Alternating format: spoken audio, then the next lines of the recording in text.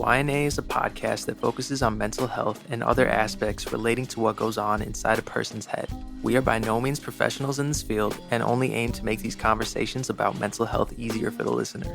Nothing we say or talk about is professional advice unless explicitly mentioned. If you seek professional advice or experience symptoms of an actual mental health disorder, please contact a professional or visit your closest center for behavioral health. You are not alone. Hello. Welcome back to You're Not Alone. This topic today is on divorce. We both have never been divorced, so the information that we will be giving is on divorce and to help someone who's going through a divorce. Mm-hmm. Or if you're, one of the family members of being affected by the divorce. Being affected by a divorce, yep.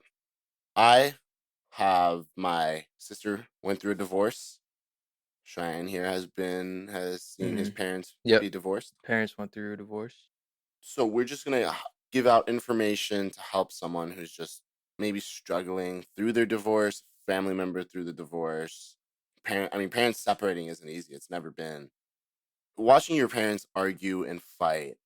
My parents, I saw I call my parents roommates. They're not in a marriage anymore, as I can tell. They love each other very much. But some statistics today: more than 40% of all marriages still end in divorce. In the United States, the divorce rate has declined from an all-time high of about 50% in the 1970s and 80s. About 50% of American children will be witnesses to the breakup of their parents' marriage. Of these, nearly half will also see the breakup of a parent's second marriage as well, which could be even tougher.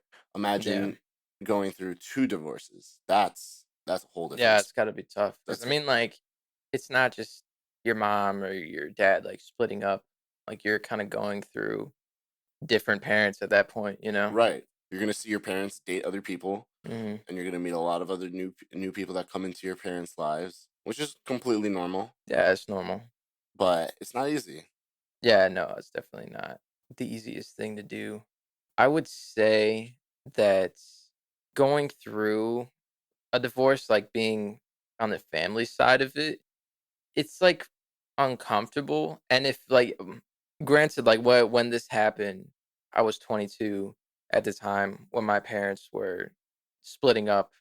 It's almost awkward, and you're not young enough to be oh shit, crying about everything and that's going on, you just kind of internalize it and it affects you, but you're more uncomfortable over anything, any other type of feeling.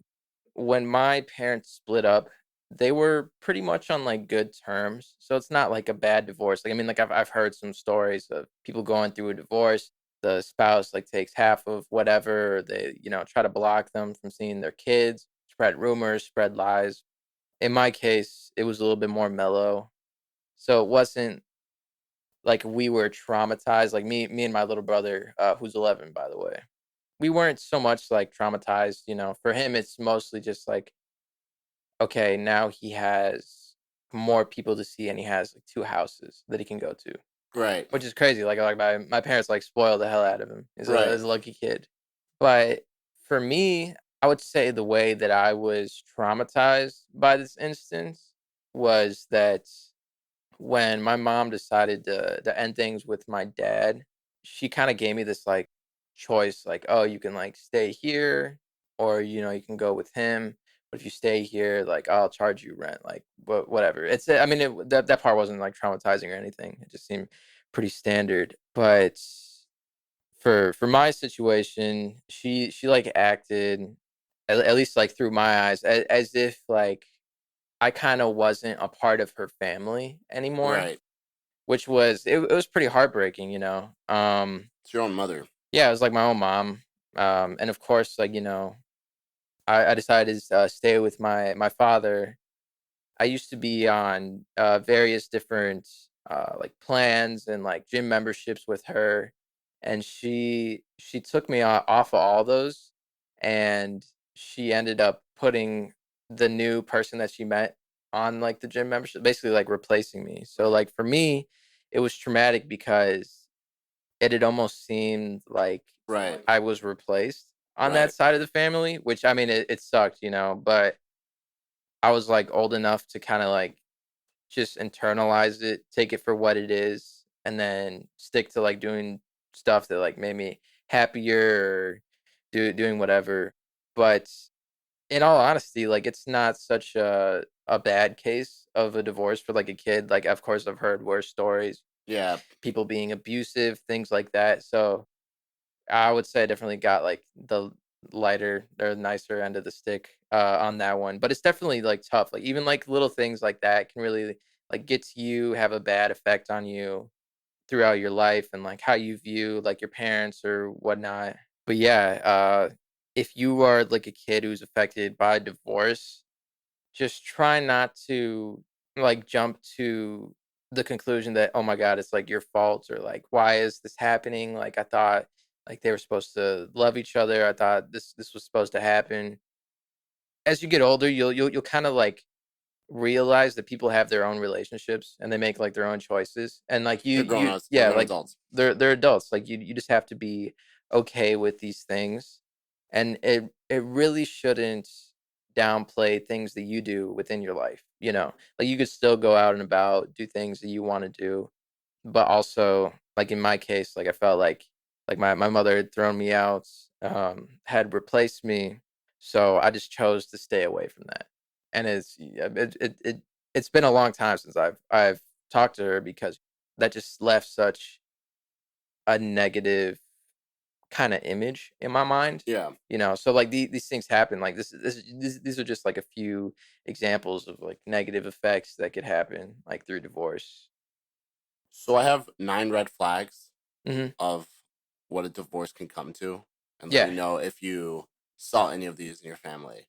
So one of them is money, lack of intimacy, infidelity, abuse, lack of compatibility, physical appearance, addictions, getting married at an early age, getting married for the wrong reasons, lack of communication, lack of equality, and a loss of identity. Did you feel like you saw any of those? uh I feel like I wasn't paying like too close of attention, but I would definitely say like from what I've heard and like from what I saw, like lack of identity and also getting married at a young age. Because my parents, I'm pretty sure they got married when they were 21, 22. Like they were pretty young, you know. So it's just one of those things where they just jumped right into it, you know. Which Right. in any case, like is not good. Like obviously you want to know your partner before you just jump into this long-term legally binding deal, you know. Yep. But yeah, definitely like a loss of identity and youth, I would say.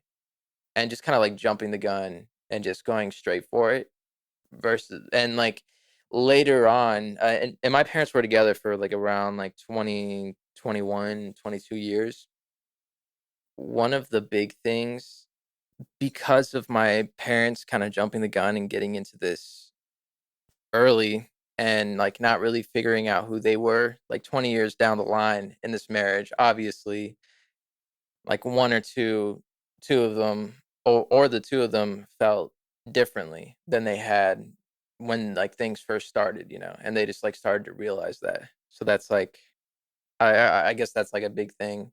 Emotions do change. I feel like as you grow Oh up, yeah, 100%. and a lot of and like you change with life, like your marriage will change as well. Hmm. But you should be able to always remember like why you fell in love with that person in the beginning.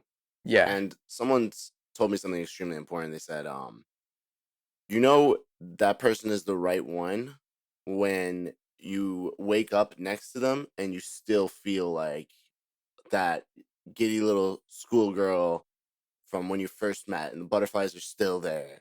That's Hmm. when you know, like, when you're still excited to see that person and that excitement will always be there. And that's when you know. Yeah, and I feel like a lot of from like a lot of things that I see in today's modern like social media or anything like that, like people kind of downplaying how great a relationship should be, or like how they'll find like negative things to be a common reoccurrence. You, Right. you- I'm trying to think of an example. Like let's say like for example, like, oh, like, don't you hate when like your husband like does this, blah blah blah, like just like a vague example of something Right. happening, and then people are like, haha, yeah, yeah, yeah, that's so funny. Like they almost like glorify like negative things happening in a relationship. And I feel like in real life, like if you really care about somebody, like I guess those things do happen, but that doesn't build like a strong, solid relationship. Like from No, it what I've doesn't. seen, like because I mean, like I've seen my parents like do that stuff, and they're just like, "Ha, you're so like you always do this, blah blah blah." But they just always like kind of joke about the bad things instead of just being like, "Hey, like I honestly don't really Like like what? that." Like Yeah. being like straight up, like one of the best things you could do when you're in a relationship And marriage. and marriage, it's just to tell them, like, straight up, like, I don't like that." Yeah. Or, "Hey, do you mind stopping that? It makes me, like, not at peace," or do Yeah. whatever, No, yeah.